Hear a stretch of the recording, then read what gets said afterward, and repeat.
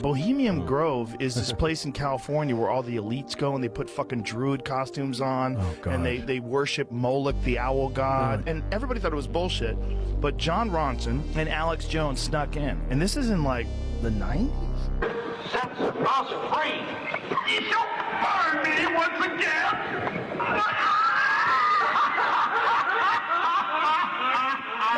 And Nixon went there, and Reagan went there. Yeah, Bohemian Grove. You don't know what it is? Nixon and Reagan went Bohemian there? Grove is a famous place where rich world leaders would meet in Northern California, and they literally worship this Moloch, the owl god. So I'm going to teach you guys how to see if someone's listening in on all your conversations on your phone. And I know some of you guys know one of the codes, but there's actually many more. So the first one that you're going to type in is pound hashtag 21 hashtag, and then you're going to call the number.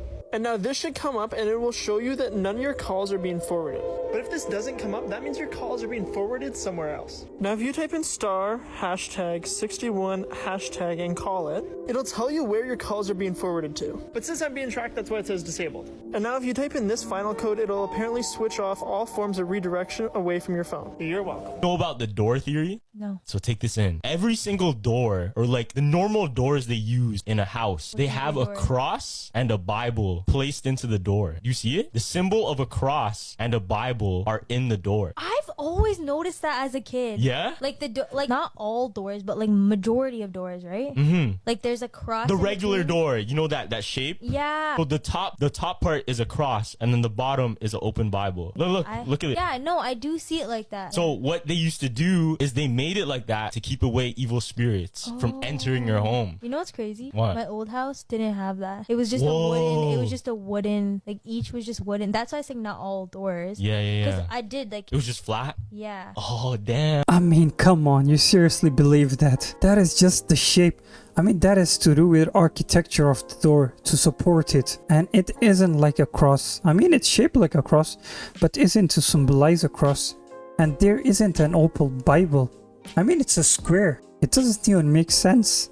The Kardashians are cursed by witches? We need to talk about this. In 1809, the Kardashians' great-great-great-great-grandmother, Kekel Kardashian, had just given birth at 19. She wanted the best for her baby girl, so she went to the local town witches and asked for not only her baby, but for all future female generations of the Kardashians to have fame, power, and wealth. Now, the witches granted this wish, but at a cost. In order for the Kardashians to keep the fame they had been given, they needed to lure men into their life so the spirits of past witches could steal their energy and happiness. So now let's flash forward to these Kardashians, who, by the way, got famous out of nowhere. In order for the Kardashians to keep their fame, they had to lure many men into their lives, which explains the many exes of the Kardashians. Let's look at Scott Disick. Before he met Kourtney, he was a happy, successful businessman. Pretty soon after they broke up, both his parents died, he went to rehab, and he's been seen in countless fistfights. Some even say that the Kardashians sacrificed their own brother to the witches in 2014. This is him in the beginning of 2014, and this is him at the end. I've gotten thousands of requests to talk about how Marilyn Monroe's case just doesn't add up. If you don't know already, I'm a professional researcher. I did that whole series on how Princess Diana was probably most likely murdered. Stirred up a lot of controversy with that one, but I'm here to do it again. Everyone knows that JFK was having an affair with Marilyn Monroe while he was in office. So I did some more reading on the Kennedys, and it turns out JFK wasn't only cheating on Jackie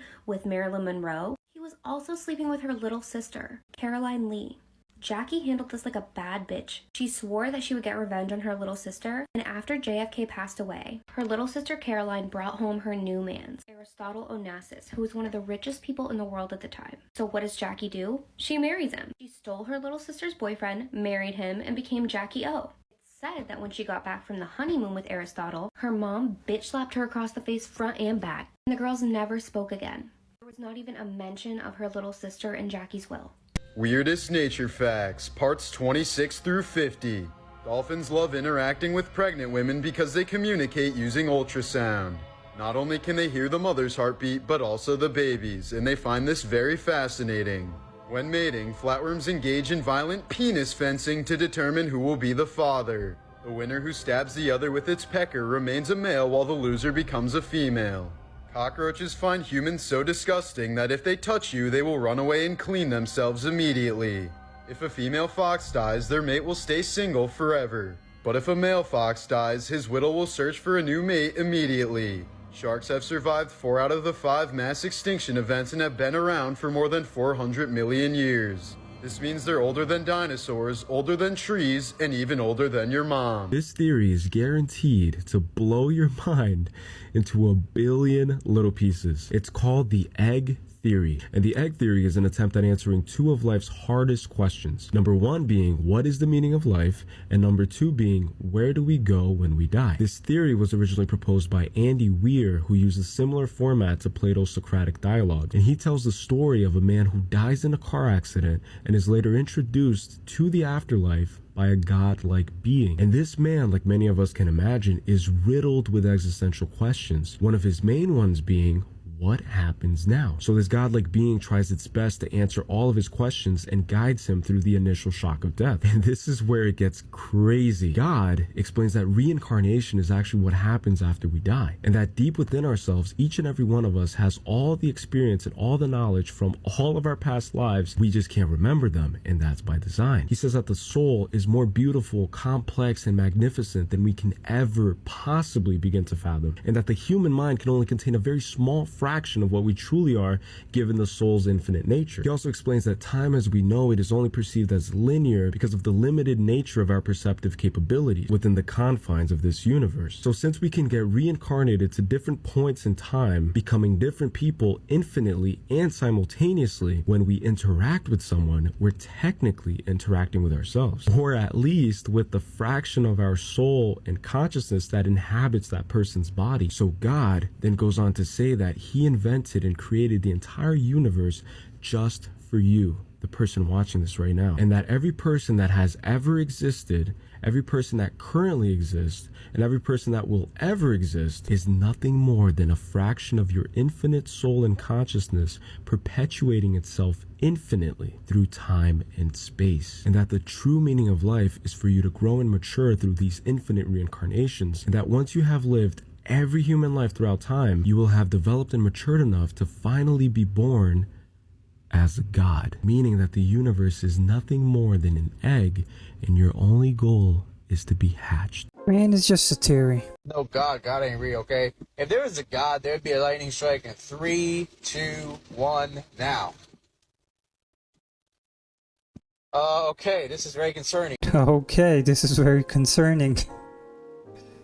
I mean, you got the message within nanoseconds. There's this theory that the reason we don't have any proof or any kind of solid evidence of how the pyramids were made was because ancient civilizations were way more advanced and they were ecocentric. Wait, so what does that mean? So they didn't produce any non-biodegradable waste. So all of the proof would have just like disintegrated. It would just disintegrated. Yeah. Damn, bro. Right? If you were that advanced. Yeah. And you were conscious of the earth, right? They would know sustainability is like key. Yeah, that's the key to keeping the earth. And that's what we didn't do. We're only realizing that now. Yo, think about it. We're doing that now. Maybe they were already ahead of us. They figured that out before. Yeah. And everything they made now wouldn't produce waste and destroy the earth. So maybe that's why there's no like remnants of all that shit. There's no evidence and all that. Hi guys, I just woke up. Everything is happening all at once. Let's go over the Lo-Fi Girl lore, because shit is happening with Lo-Fi Girl right now. So last night, April 10th, Lo-Fi Girl is gone from her chair, so is the cat. But before that, this little blue light was blinking. I went to their Twitter, this is what I found. So to kick this whole thing off, this tweet 6 days ago. Still haven't figured out what my cat has been staring at this whole time. Remember, there's a cat that sits in the window that looks there. You see a little blue window. Always wondered what's behind that blue window. What do you think? This little blue window started blinking, and they turn their heads and they look at it because that is not normal. Normally she's looking at the computer, and the caption was something along the lines of, "Oop, now the blue window is blinking. What do you think it could be?" And everyone was speculating that it was Morse code. One day later, they posted this. So the blue window flashing appeared to be Morse code redirecting to the website lofiworld.com. Thanks for your help. What do you think it might be? And this is what the Lo-Fi Worlds thing says. We also get the hint that this is what she has been working on this whole time, because every single time we see her, she's typing on the computer. We just assume it's like homework or something.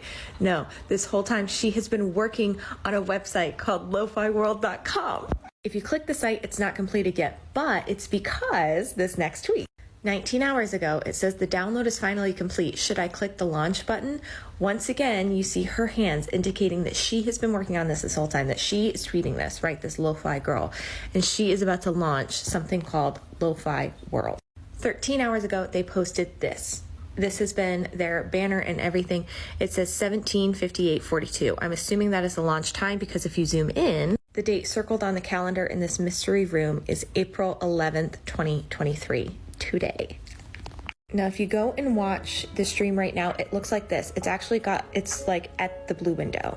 So we're going to go back and you see that it has progressively gone out of her window. So it started where it was, out of her window and closer and closer and closer to that blue window until we get to where we are now, which is looking inside the window. Now let's go back to what it looks like on the thing. And I'm assuming if we get close, yep, there's a door right there.